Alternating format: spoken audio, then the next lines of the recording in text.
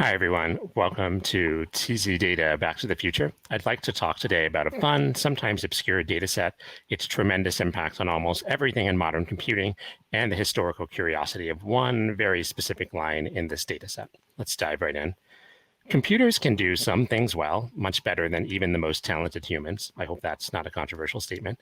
One of the things they do really well is to keep track of the passage of time. You barely need any electronic components for this to work. Something as simple as a quartz crystal that's part of an electrical circuit can be used as the basis for a digital clock.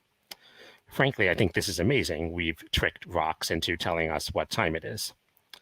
But if you want to know what time it is where you live, that is what horologists would call your local time, that's a very different idea. Now, using the physics of quartz crystals isn't enough because humans have invented a deviously complicated set of rules that tell us what the local time is. Those times can be different for each person on Earth.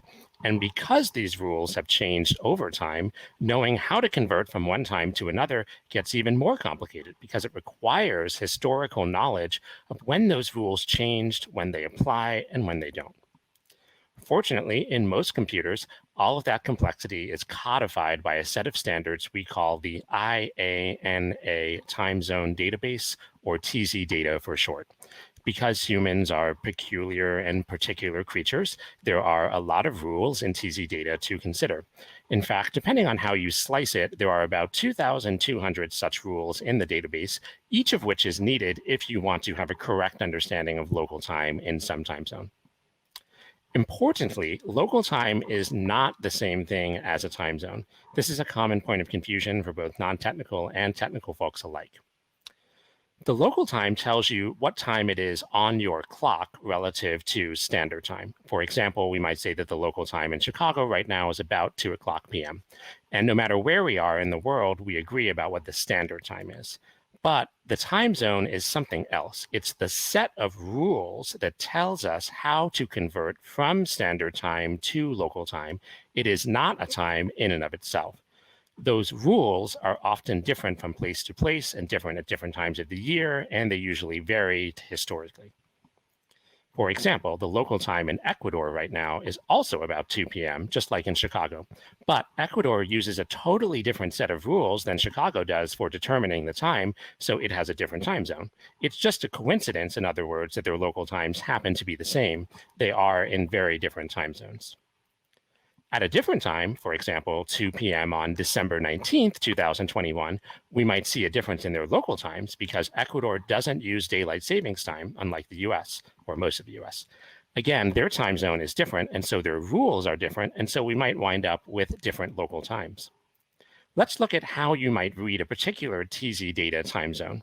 This is one tiny excerpt from the rules you need for codifying time in just one specific place, which is New York City and everything that's canonically part of the Eastern time zone. Here's the name of the time zone, America, New York. Above this are a set of rules that can be used by any of the time zones in the database to describe when those rules applied historically, how to apply them when they do apply, and what happens to the local time zone when you apply them. For example, these first two rules codify daylight savings time for the entire US. So right now, the US rules are that we add 1 hour to local time, starting on the second Sunday in March at 2 a.m., and we revert to no offset to local time, starting on the first Sunday in November at 2 a.m. local time. Together, these two rules help to find the offsets that apply at any particular time for any particular time zone that uses those rules.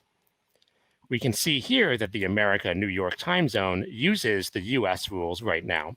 The normal offset we should use is 5 hours behind the standard time, just like the first field in this row of the time zone's description says. But when the date is the second Sunday in March, or after that date, we apply a 1 hour positive offset like the rule says. So we'd now be 4 hours behind standard time. Because these rules were written by people, they offer an interesting view into the complexity and vagaries of the history that the people were experiencing at the time. For instance, here, New York City set its own rules until 1967 that were different from the rest of the country. You can see that there's an NYC there and not a US. So what happened in 1967? Well, a bill called the Federal Uniform Time Act, or UTA, was passed that standardized how daylight savings time worked. So if you look in TZ data, you'll see a lot of different time zones standardizing around 1967 towards the US time zone rules.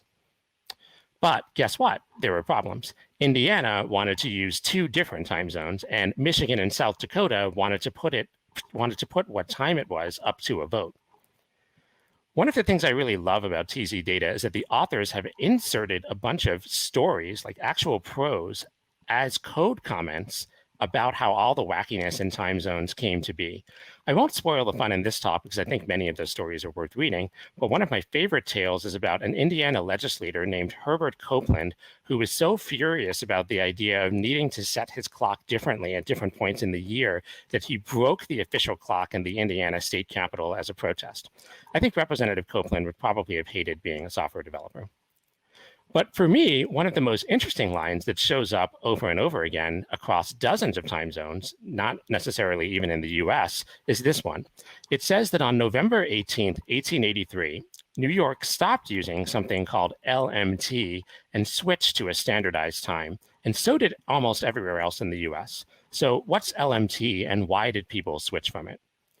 LMT is short for local mean time. Roughly speaking, it's the time you would keep if you measured 24 hours as being the time between two consecutive high noons, the time when the sun is the highest in the sky at your position. In this diagram, it's what you get if you count 24 hours as the time it takes for Earth to go from location 1 to location 3. One huge problem with LMT, of course, is that two different observers at different places on Earth will measure the sun as reaching high noon at different times on the same day. So that means that cities that are separated by as little as 20 miles apart won't agree about what time it is. Now, in the 19th century, that didn't matter that much because there was no easy way to travel quickly. If it took you a day to travel 20 miles by walking or by horseback, you would just set your watch at the destination using their local mean time. But in 1869, after years of backbreaking work and horrific working conditions for immigrant laborers, the United States Transcontinental Railroad was completed, joining the eastern US with the western US for the first time. That reduced the coast-to-coast travel times from months to about 6 days. Shortly after high noon local mean time on May 10, 1869, at Promontory Point in Utah, the two railroads were connected. Because there were no time standards in place, the time the final spike was driven was reported in accordance with local time across the country, 12:45 at Promontory Point, 11:44 and 11:46 in different parts of San Francisco, and 2:49 in Washington, D.C.